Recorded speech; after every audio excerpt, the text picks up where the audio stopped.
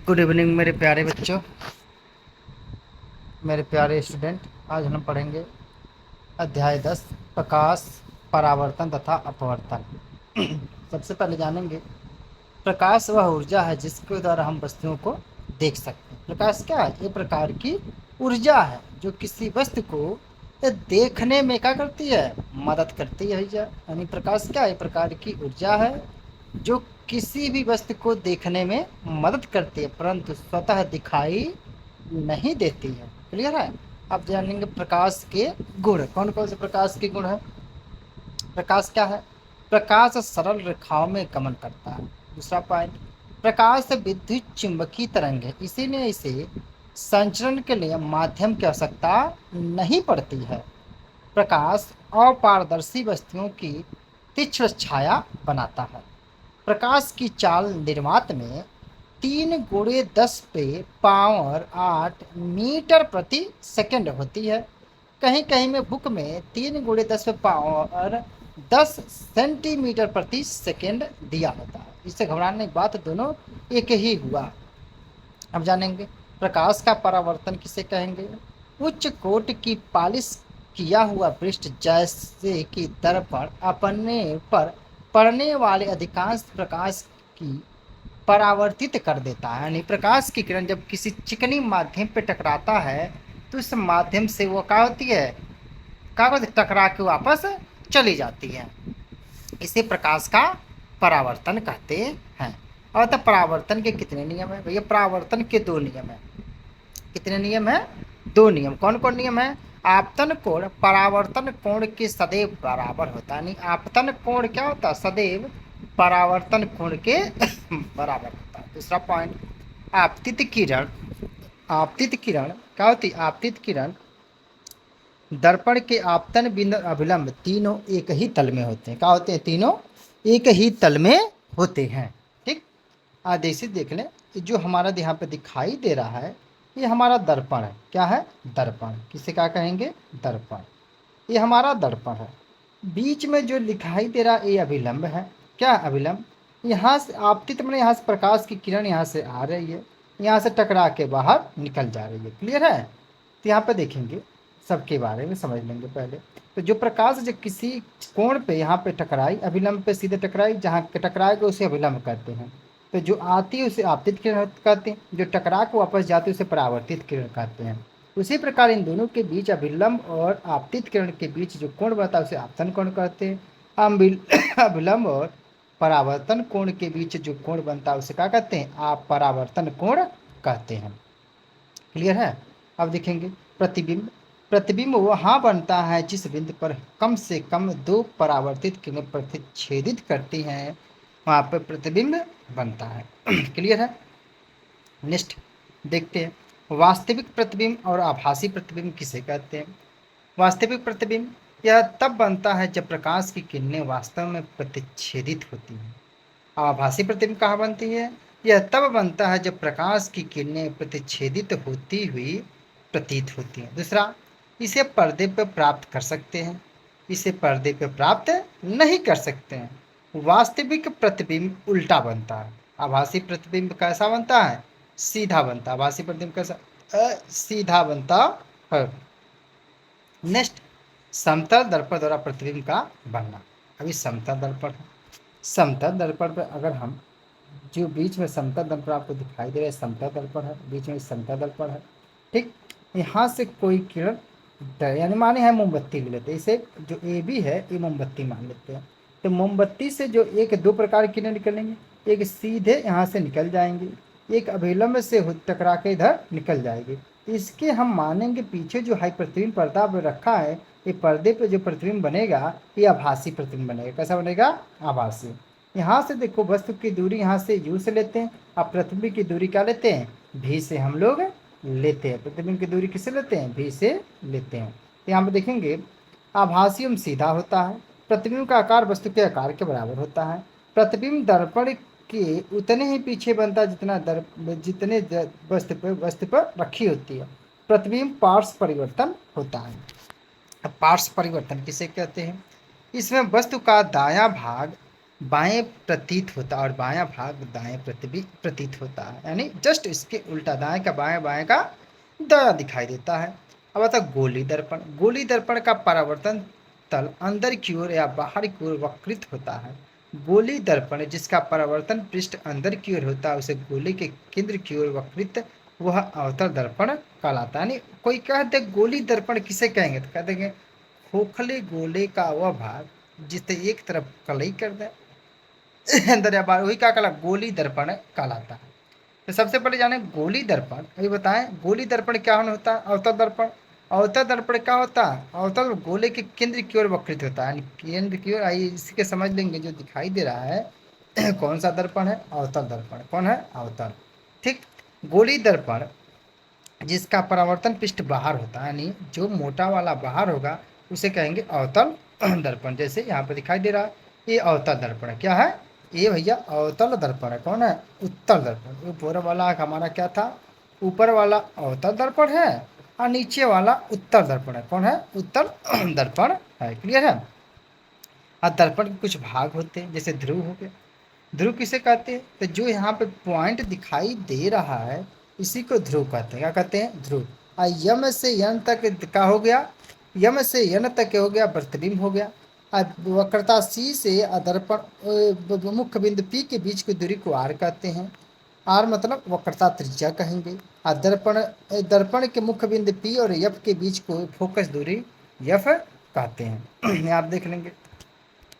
ध्रुव क्या, गोली दर्पण के परावर्तन पृष्ठ के केंद्र को दर्पण का ध्रुव कहते हैं। यह दर्पण के पृष्ठ पर स्थित होता है। ध्रुव की प्राय पी अक्षर से निरूपित करते हुए बताए हैं। मुख्य अक्ष क्या होता है, गोली दर्पण के ध्रुव तथा वक्रता त्रिज्या से गुजरने वाली एक सीधी रेखा को मुख्य अक्ष कहते हैं। मुख्य अक्ष दर्पण के ध्रुव पर अभिलंब है। वक्रता केंद्र किसे कहते हैं, गोली दर्पण का परावर्तन पृष्ठ एक है। गोली दर्पण का परावर्तन पृष्ठ एक गोले का केंद्र गोली दर्पण कहलाता है।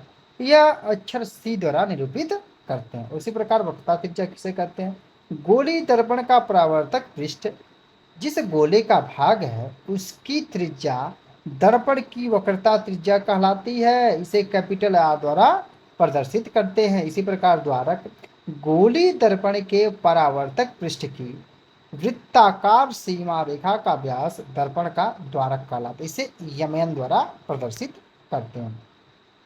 अब आता मुख्य अक्ष। मुख्य अक्ष पर वह बिंदु जहां मुख्य अक्ष के समानांतर किरणें आकर मिलती हैं या परावर्तित किरणें मुख्य अक्ष पर एक बिंदु की ओर आती हुई महसूस होती हैं, वह बिंदु गोली दर्पण का मुख्य फोकस कहलाता है। गोली दर्पण के ध्रुव तथा मुख्य फोकस के मध्य की दूरी को फोकस दूरी कहते हैं। इसे अक्षर यफ द्वारा निरूपित करते हैं। अब आता छोटे द्वारक के गोली दर्पण के लिए वक्रता त्रिज्या फोकस दूरी से दुगुनी होती है। इसे हम इस संबंध को आर या 2r द्वारा व्यक्त करते हैं। नेक्स्ट, अवतल दर्पण के किरण आरेख बनने के नियम। कुछ नियम है।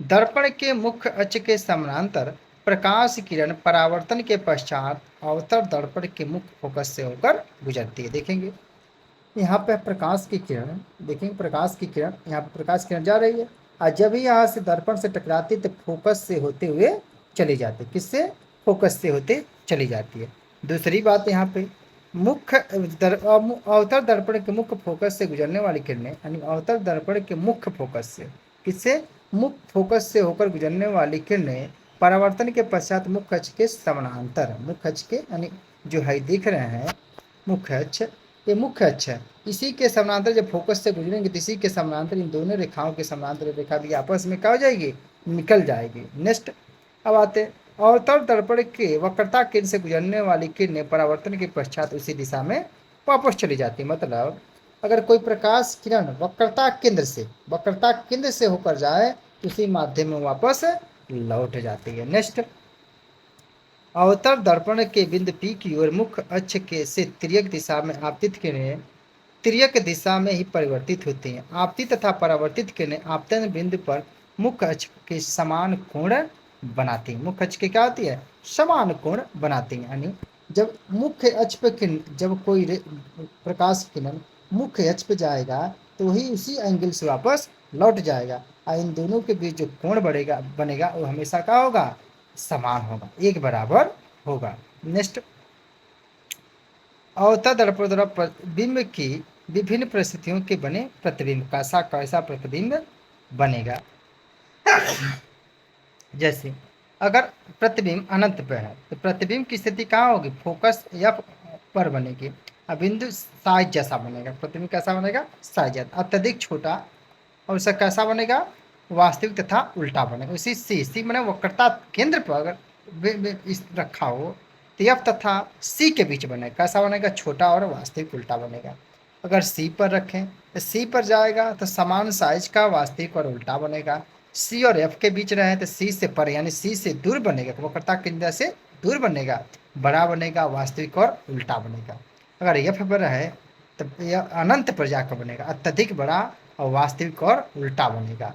उसी प्रकार पी और एफ के बीच रखा जाए दर्पण के पीछे विवर्तित बड़ा आभासी तथा सीधा बनेगा। इसका किरण आरेख आप लोग देख लीजिए, हर चीज का किरण आरेख सी पर रखे हैं, फिर किस पर रखे हैं, सी और एफ के बीच में रखे हैं, कैसा बन रहा है। इसी प्रकार एफ पी और एफ के बीच में, इसी प्रकार 6 स्थितियों का वर्णन इसमें दिया जैसा हम आपको बताएंगे।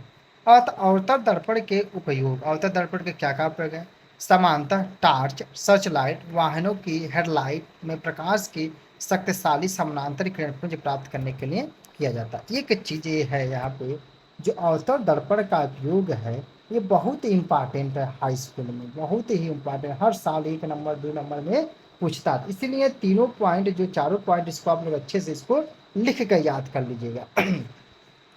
दूसरी है दंत विशेषज्ञ अस्पताल, दंत विशेषज्ञ जो अस्पताल होता है अवतल दर्पण का उपयोग कर मरीजों को दांतों को बड़ा करके देखने में मदद करते हैं। इन्हें प्राय चेहरे पर बड़ा प्रतिबिंब देखने के सेविंग दर्पणों के रूप में किया जाता, नहीं जहाँ सेविंग होता है वहाँ पर भी इसका उपयोग किया जाता है। सौर भट्टियों में प्रकाश के सूर्य के प्रकाश को केंद्रित करने के लिए भी अवतल दर्पण का उपयोग किया जाता है। नेक्स्ट, उत्तल दर्पण, उत्तल दर्पण क्या है, सेम उसी तरह उत्तल दर्पण के मुख्य अक्ष के समांतर किरण परावर्तन के पश्चात दर्पण के मुख्य फोकस से आप अपसरित होती हुई प्रतिध्वनि आभासी हुई प्रतीत होती है। जैसे कोई किरण, ठीक, एक किरण आई किससे चली गई, एक आई इसी एक किरण चली गई वक्रता केंद्र से, एक किरण किससे आई, एक किरण हमको पता चला यहीं से टकरा के वापस चली गई, यहाँ से टकरी गई, आई किरण कहाँ से, फोकस से होकर गुजर जाती है, किससे गुजर जाती है, फोकस से होकर गुजर जाती है। देखिए ये प्रतिबिंब कैसा बना, हमको लगे कि वहीं पे बन रहा है, कहाँ बन रहा है, यहीं पे। इसी प्रकार यहाँ पर देखेंगे दूसरी पॉइंट, उत्तर दर्पण के मुख्य फोकस से गुजरने वाले के लिए परावर्तन के पश्चात मुख्य अक्ष के समानांतर, यानी देखिए यहाँ समानांतर निकल गए, सेम जो इसे अवतल दर्पण पढ़े हैं उसी तरह उत्तर दर्पण भी समानांतर जाएगी, वस्तु वक्रता केंद्र से डालेंगे तो वक्रता केंद्र से बाहर निकल जाएगी, फिर अगर पी पे डालेंगे तो उसी के समान का आपतन कोण परावर्तन कोण क्या होंगे, बराबर होंगे। क्लियर है।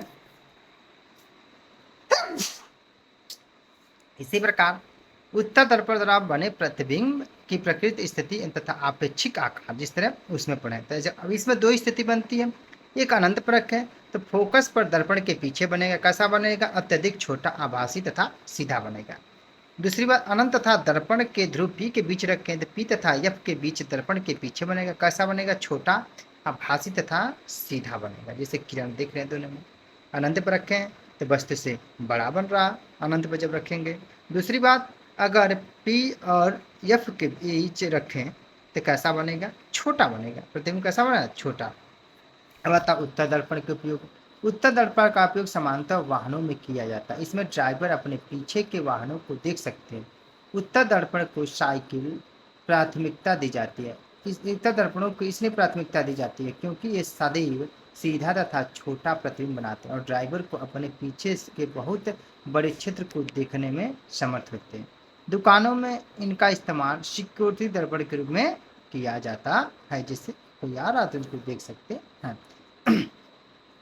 अब आता गोली दर्पण द्वारा परावर्तन के लिए चिन्ह परपाटी, चिन्ह परपाटी जैसा हम लोग देख रहे, चिन्ह परपाटी को समझना आपको समझना होगा, जैसे हम लोग कोऑर्डिनेट ज्योमेट्री पढ़ते हैं, सरल सरल रेखा वाला, ये सरल रेखा वाला चीज जाए मूल बिंदु से अगर एक्स अच्छा हो गया, हाई एक्स डैश एक्स अच्छा हो गया, हाई वाई हो गया, नीचे वाई डैश हो गया। इधर चलेंगे पॉजिटिव, इधर चलेंगे निगेटिव, ऊपर चलेंगे पॉजिटिव, नीचे चलेंगे निगेटिव। सेम इसी तरह साइन इसमें है, यानी जब हम बाएं चलेंगे तो पॉजिटिव, दाएं चलेंगे तो निगेटिव, ऊपर जाएंगे तो पॉजिटिव, नीचे आएंगे तो निगेटिव। यानी एक्स डैश एक्स पे एक्स कोड चलेंगे तो पॉजिटिव, एक्स डैश की तरफ चलेंगे तो निगेटिव, वाई की तरफ चलेंगे तो पॉजिटिव, वाई डैश के नीचे आएंगे तो क्या होगा, निगेटिव होगा। बढ़िया से देख ले, देख लो एकदम आराम से देख लेंगे। अगर यक्स है, यक्स डैश है, भाई ऊपर वाला वाई होता है, नीचे वाला वाई डैश। अगर यक्स की तरफ चलेंगे तो पॉजिटिव, यक्स डैश के चलेंगे तो निगेटिव, वाई की तरफ चलेंगे तो पॉजिटिव, वाई डैश के नीचे चलेंगे तो निगेटिव साइन होगा। इसको याद रखिएगा एकदम बढ़िया से। देखिए जैसा यहाँ पे दिया है चित्र में अच्छे से इसको देख लीजिएगा। कह रहा है बिंदु की दूरी u हमेशा ऋणात्मक होगी, अवतल दर्पण की फोकस दूरी हमेशा ऋणात्मक होगी, उत्तर दर्पण की फोकस दूरी हमेशा धनात्मक होगी। दर्पण सूत्र देख लीजिए, 1/v बराबर प्लस 1/u बराबर 1/f। v क्या, प्रतिबिंब की दूरी, u का है वस्तु की दूरी, f क्या है फोकस दूरी। अब आता आवर्धन, गोली दर्पण द्वारा उत्पन्न व आपेक्षिक विस्तार, जिससे ज्ञान होता है कि कोई प्रतिबिंब की अपेक्षा कितना गुना आवर्धित इस प्रतिबिंब की ऊंचाई तथा वस्तु की ऊंचाई के अनुरूप में व्यक्त किया जा सकता है। यानी यम बराबर प्रतिबिंब की ऊंचाई अपान वस्तु की ऊंचाई, एच बराबर एच डैश, इससे रिप्रेजेंट कर सकते हैं। या यम बराबर वस्तु की दूरी बटा इमेज की दूरी, यानी यम बराबर -v अपान -u से भी रिप्रेजेंट कर सकते हैं। दोनों सूत्र है हमारे पास, किसी से भी रिप्रेजेंट कर सकते हैं। यहाँ पर देख लें कुछ चीजें, यदि यम ऋणात्मक हो तो प्रतिबिंब वास्तविक होगा, यदि यम धनात्मक हो तो आभासी होगा, यदि एच इमेज की ऊंचाई 1 है, यानी आवर्धन क्षमता हमेशा 1 आए तो प्रतिबिंब आकार वस्तु के आकार के बराबर होगा।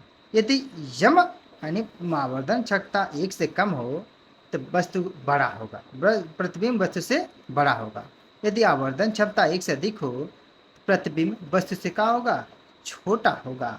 समतल दर्पण का आवर्धन सदैव पॉजिटिव होता है तथा पॉजिटिव साइन प्लस साइन आभासी प्रतिबिंब के लिए तथा एक दर्शाता है कि प्रतिबिंब का आकार वस्तु के आकार के क्या है, बराबर है। अगर यम का मान पॉजिटिव है तो आवर्धन सकता एक से अधिक होगा, उत्तर दर्पण कहलाएगा। अगर यम पॉजिटिव है, आवर्धन क्षमता 1 से कम है तो अवतल दर्पण होगा। अगर आवर्धन क्षमता निगेटिव है तो कौन होगा, अवतल दर्पण होगा। ठीक है मेरे दोस्तों, बहुत अच्छा रहा आज का सेशन।